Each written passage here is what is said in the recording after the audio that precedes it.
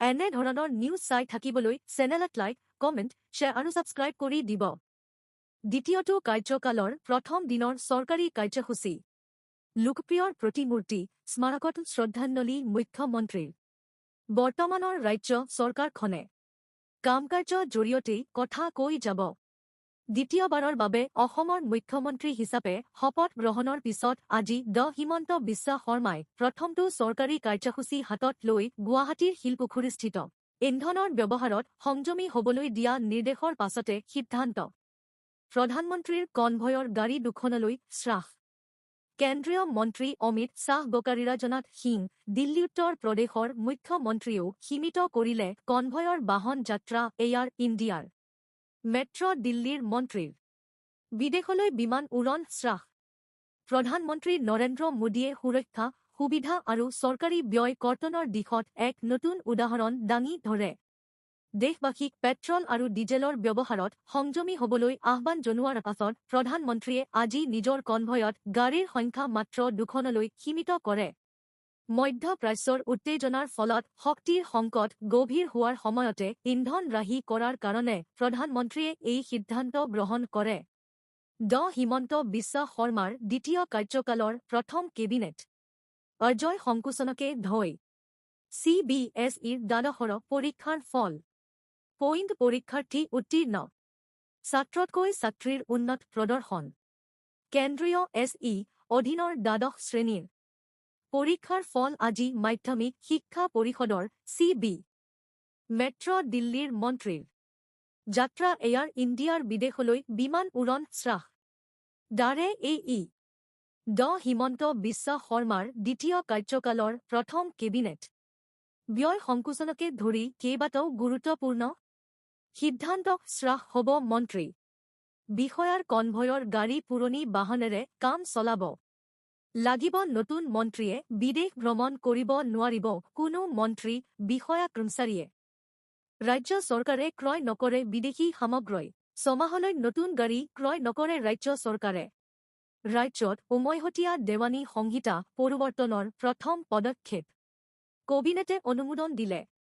খচৰাত বিধানসভাৰ প্ৰথমখন অধিৱেশনতে উত্থাপন হ'ব বিধেয়ক। UCC আইনৰ বাহিৰত থাকিব জনজাতীয় সমাজ, বন্ধ হ'ব বহু বিবাহ, লিভ-ইন ৰিলেশ্যন। 2 লাখ নতুন নিযুক্তিৰ বাবে টাস্কফৰ্চ গঠন। চন্দ্ৰমোহন পাটোৱাৰী নিৰ্বাচনী প্ৰতিশ্ৰুতি অনুসৰিয়ে ৰাজ্যৰ বিজেপিৰ চৰকাৰখনে প্ৰথমখন বিধানসভা অধিৱেশনতে ইউনিফৰ্ম চিভিল কোড অৰ্থাৎ উমৈহতীয়া দেৱানী সংহিতা বিধেয়কখন উত্থাপন কৰিব। আজি মুখ্যমন্ত্ৰী হিমন্ত বিশ্ব শৰ্মাৰ অধ্যক্ষতাত কইনাধৰাত অনুষ্ঠিত প্ৰথমখন কেবিনেট বৈঠকত এই সিদ্ধান্ত গ্ৰহণ কৰা হয়। শৰ্মাৰ প্ৰটেম অধ্যক্ষ হ'ব। দেৱজিৎ শইকীয়াক পুনৰ মহাধিবক্তা নিযুক্তি। ক্ৰমণ জন্ম মুখ্যমন্ত্ৰীৰ পত্নীৰ বিৰুদ্ধে অভিযোগৰ গোচৰ। ক্ৰাইম ব্ৰাঞ্চত 11 ঘণ্টা ধৰি জেৰা পৱন খেৰাক। আজি পুনৰ হ'ব লাগিব হাজিৰ। নতুন এণ্ড নলবাৰীত মুখ্যমন্ত্ৰীৰ পত্নীৰ বিৰুদ্ধে অভিযোগৰ গোচৰ। ক্ৰাইম ব্ৰাঞ্চত 11 ঘণ্টা ধৰি জেৰা পৱন খেৰাক। আজি পুনৰ হ'ব লাগিব হাজিৰ। নতুন চৰকাৰে শপত গ্ৰহণ কৰাৰ দিনাই অসম আৰক্ষীয়ে জাৰি কৰা চমন পাই আজি অসম আৰক্ষীৰ অপৰাধ শাখাত হাজিৰ হ'ল ICCৰ ভোলা প্ৰশাসনে গুপুৰে দিছিল জান খুলে। নলবাৰীত শোকাবহ ঘটনা। কন্যাৰ সন্মুখতে অগ্নিদগ্ধ হৈ মাতৃৰ মৃত্যু। নলবাৰীৰ নিজা প্ৰতিবেয়ক আৰু নিজা বাতৰি দিওঁতা 13 মে নলবাৰীত আজি সংঘটিত এক অগ্নিকাণ্ডৰ ঘটনাত এগৰাকী মহিলা অগ্নিদগ্ধ হৈ মৃত্যুমুখত পৰা ঘটনাই চাঞ্চল্যৰ GMCHত অস্ত্ৰোপচাৰ। সুস্থ হৈ উঠিছে অজিত কুমাৰ ভূঞা। কুশলে আছে জ্যেষ্ঠ সাংবাদিক তথা প্ৰাক্তন সাংসদ অজিত কুমাৰ ভূঞা। GMCHত চিকিৎসাধীন। নিৰ্বাচনৰ প্ৰাকমুহূৰ্তত জিলা প্ৰশাসনে গোপনে দিছিল অনুমোদন। গোলাঘাটত খন বিলাতী সুৰাৰ অনুজ্ঞাপত্ৰ প্ৰদানক লৈ ক্ষুব্ধ বিশ্বজিৎ ফুকন। বাতিলৰ বাবে জিলা আয়ুক্তলৈ কঠোৰ পত্ৰ। নিৰ্বাচনৰ প্ৰাক মুহূৰ্তত আবকাৰী বিভাগৰ জৰিয়তে গোলাঘাট জিলা প্ৰশাসনে জিলাখনৰ খন দেশীয় সুৰাৰ দোকানক বিলাতী সুৰাৰ দোকানলৈ উন্নীত কৰি অনুজ্ঞাপত্ৰ প্ৰদানক লৈ ৰাইজৰ মাজত সৃষ্টি হোৱা বিৰূপ প্ৰতিক্ৰিয়া আজিও অব্যাহত। হত্যাকাণ্ডত আহত আনজন লোকৰো মৃত্যু আছিল জামুগুৰিহাট। লীলা বৰুৱা, ৰাকেশ শৰ্মাৰ হত্যাৰ ন্যায় বিচাৰি পথ অৱৰোধ।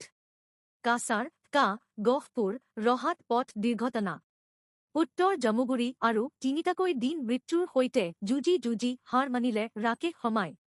উল্লেখযোগ্য যে ছাত্ৰীসহ ৫জনৰ মৃত্যু।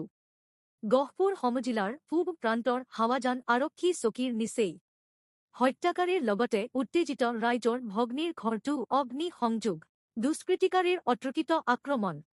মণিপুৰত ৩জন পাদুৰীক গুলীয়াই হত্যা। ৫জন আহত। ৰাষ্ট্ৰীয় পথ বন্ধ কৰি স্থানীয় লোকৰ প্ৰতিবাদ। মণিপুৰত আজি পুনৰ এক হিংসাত্মক ঘটনাত ৩জন লোকে প্ৰাণ হেৰুৱায়। ৰায়খনৰ কাংকুপি। সদৌ অসম কলিতা আলপাইন জনগোষ্ঠী সন্মিলনৰ ৰাজ্যিক কাৰ্যনিৰ্বাহক সভা। সদৌ অসম কলিতা আলপাইন জনগোষ্ঠী সন্মিলনৰ তিনিচুকীয়া জিলা সমিতিৰ উদ্যোগত আৰু টিংৰাই আঞ্চলিক মহিলা সমিতিৰ অতিথ্যত ৰাজ্যিক কাৰ্যনিৰ্বাহক সভা আৰু আলোচনা চক্ৰ কালি অনুষ্ঠিত হয়। টিংৰাই ৰাজহুৱা প্ৰেক্ষাগৃহত অনুষ্ঠিত কলিতা জনগোষ্ঠীৰ শিপাৰ সন্ধানত শীৰ্ষক আলোচনা চক্ৰৰ সঞ্চালনা কৰে সদৌ অসম কলিতা আলপাইন জনগোষ্ঠী সন্মিলৰ সভাপতি ধৰণী শইকীয়াই। আলোচনা চক্ৰত আলোচক হিচাপে উপস্থিত থাকে সংগঠনটোৰ মুখ্য উপদেষ্টা ডাঃ ৰমেন কাকতি, বীৰ লাচিত সেনাৰ সভাপতি হেমন্ত বৰা, বিশিষ্ট লেখক ড হৰমোহন কলিতা, শ্ৰীকুমাৰ দহোটীয়া, ড মুকুট কলিতা, পুতুল কলিতা আৰু মনোজ লহকৰ। কাৰ্যসূচী অনুসৰি পুৱা সদৌ অসম কলিতা আলপাইন জনগোষ্ঠী সন্মিলনৰ পতাকা উত্তোলন কৰে সভাপতি ধৰণী শইকীয়াই। জিলা সমিতিৰ পতাকা উত্তোলন কৰে কাৰ্যকৰী সভাপতি পৰাগ শইকীয়াই। ইয়াৰ পাছতে স্মৃতি তৰ্পণ অনুষ্ঠানৰ লগতে কুমাৰ ভাস্কৰ বৰ্মা আৰু জুবিন গাৰ্গৰ প্ৰতিচ্ছবিত শ্ৰদ্ধাঞ্জলি জনোৱা হয়। আলোচনা চক্ৰত বিশিষ্ট বুৰঞ্জীবিদ শ্ৰীকুমাৰ দহোটীয়াই কয়, বৰ্তমান ৭৫ লাখ জনসংখ্যা থকা কলিতাসকলৰ তাহানিৰ মহাভাৰতৰ যুগৰ পৰা খ্যাতি আছিল। কলিতাসকলৰ কুমাৰ ভাস্কৰ বৰ্মাৰ দৰে বীৰত্ব থকা নৃপতি আছিল।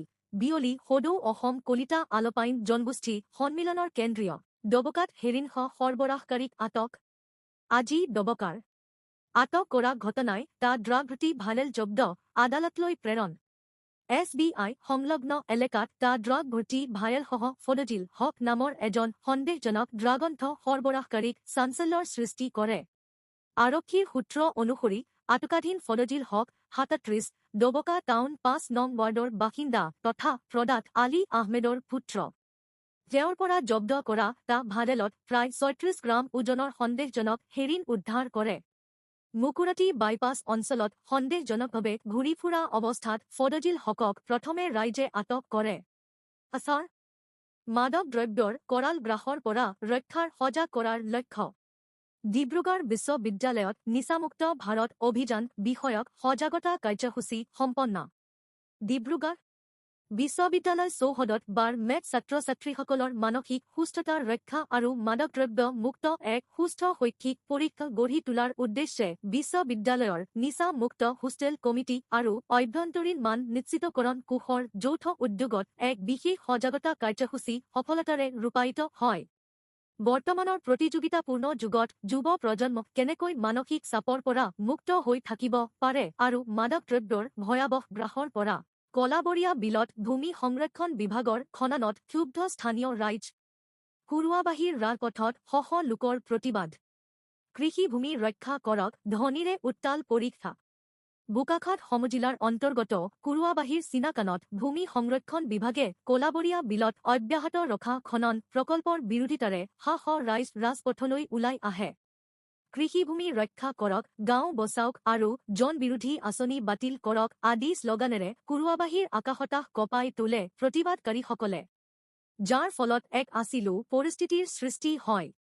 কুৰুৱাবাহীৰ চিনাকান গাঁৱৰ সমীপত ভূমি সংৰক্ষণ বিভাগে প্ৰায় লাখ টকা ব্যয় সাপেক্ষে এটা বিশাল জলাশয় কলাবৰীয়া বিল খনন প্ৰকল্প বাতিলৰ দাবীত প্ৰতিবাদী কাৰ্যসূচী। কৃষিভূমি ৰক্ষা কৰক, গাঁও বচাওক, জনবিৰোধী আঁচনি বাতিল কৰক। সহতৰ কিবৰা ৰাহি আৰু চিনাকাৰবাৰী ৰাইজ।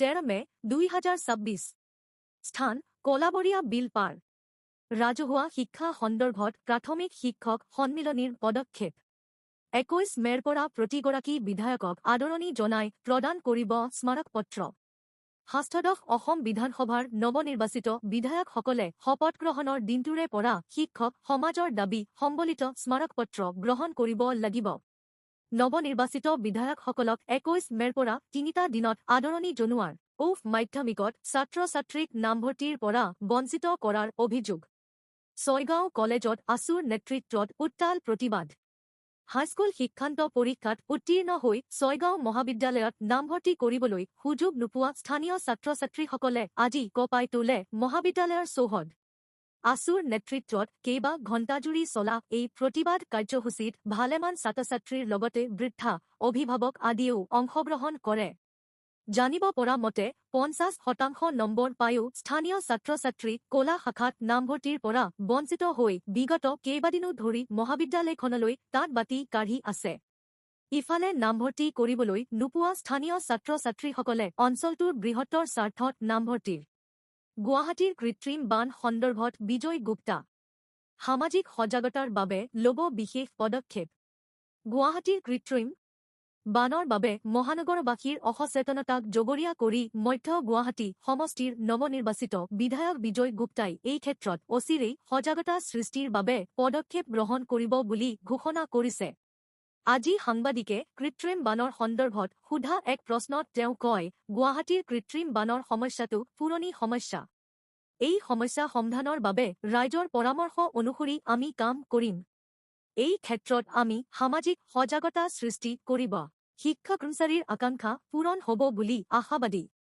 নতুন চৰলৈ সদৌ অসম সন্মিলিত শিক্ষক মঞ্চৰ আদৰণি হিমন্ত বিশ্ব শৰ্মাৰ নেতৃত্বত পুনৰ দ্বিতীয়বাৰৰ বাবে গঠন হোৱা নতুন চৰলৈ আদৰণি জনাইছে সদৌ অসম সন্মিলিত শিক্ষক মঞ্চই অভিজ্ঞতাপুষ্ট কষ্ট সহিষ্ণু দূৰদৰ্শী আৰু বিচক্ষণতাৰে পূৰ্বৰ দৰে ৰাজ্যখনৰ সকলো স্তৰৰ লোকৰ স্বাৰ্থ সুৰক্ষিত কৰাৰ বাবে অধিক তীব্ৰতাৰে কাম কৰিবলৈ আহ্বান জনায় আশ্ৰ বাহাদুৰ উপশাখাৰ উদ্যোগ তিনিচুকীয়াত কৃতি শিক্ষাৰ্থীক অভিনন্দন অসম চাহ জনজাতি ছাত্ৰ সন্থা বাহাদুৰ উপশাখাৰ উদ্যোগত সদ্য ঘোষিত উচ্চ আৰু উচ্চতৰ মাধ্যমিক চূড়ান্ত পৰীক্ষাত সুখ্যাতিৰে উত্তীৰ্ণ কৃতি ছাত্ৰ-ছাত্ৰীৰ বিশেষ অভিনন্দন অনুষ্ঠান অলপতে অনুষ্ঠিত হয় তিনিচুকীয়াৰ খেতিজান চাহ বাগিচাৰ জগন্নাথ প্ৰেক্ষাগৃহ তথা দক্ষতা বিকাশ কেন্দ্ৰত পতাকা উত্তোলন স্মৃতি তৰ্পণেৰে আৰম্ভ হয় অনুষ্ঠানটোৰ ধৰে আচ্ছা বাহাদুৰ উপশাখাৰ সম্পাদক নয়নজ্যোতি কুমিয়ে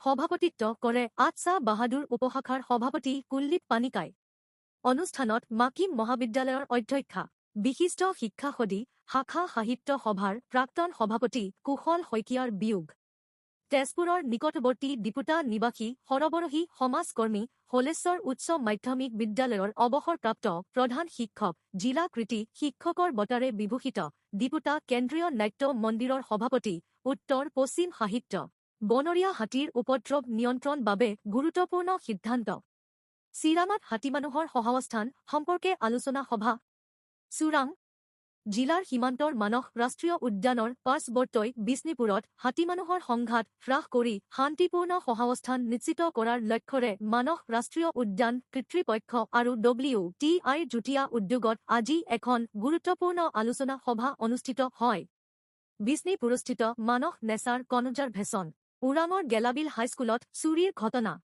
ওদালগুৰি জিলাৰ মাজবাট শিক্ষা খণ্ড তথা ওৰাং আৰক্ষী থানাৰ অন্তৰ্গত ওৰাঙৰ গেলাবিল উচ্চ মাধ্যমিক বিদ্যালয়ত যোৱা নিশা কোনো অজ্ঞাত চোৰে ব্যাপকভাৱে চুৰি কাণ্ড সংঘটিত কৰে এই লৈ সমগ্ৰ ওৰাং অঞ্চলবাসীৰ মাজত তীব্ৰ প্ৰতিক্ৰিয়া আৰু চাঞ্চল্যৰ সৃষ্টি হয় 15 নং ৰাষ্ট্ৰীয় ঘাইপথৰ নিচেই দাতুস্থিত বিদ্যালয়খনৰ মূল গেটৰ তলা ভাঙি অচিনাক্ত চোৰৰ দলটোৱে চুৰি কাণ্ড সংঘটিত চিকিৎসকনাৰ্থৰ বিৰুদ্ধে কমিছনাৰাজৰ অভিযোগ ধন নিদিলে নাপায় উপযুক্ত সেৱা মন্দিয়া আদৰ্শ চিকিৎসালয় চৰম অৰাজকতা মন্দিয়া আদৰ্শ চিকিৎসালয় মাণ্ডিয়া বৰপেটা জিলাৰ যুটীয়া স্বাস্থ্য বিভাগৰ অধীনস্থ মন্দিয়া আদৰ্শ চিকিৎসালয়ক লৈ এতিয়া উত্থাপিত হৈছে একাধিক চাঞ্চল্যকৰ অভিযোগ চৰকাৰী স্বাস্থ্য সেৱা সম্পূৰ্ণ বিনামূলীয়াকৈ প্ৰদান কৰাৰ কথা থাকিলেও বাস্তৱত এই চিকিৎসালয়খনত ধনৰ বিনিময় অবিহনে উপযুক্ত চিকিৎসা সেৱা লাভ কৰাটো প্ৰায় অসম্ভৱ হৈ পৰিছে বুলি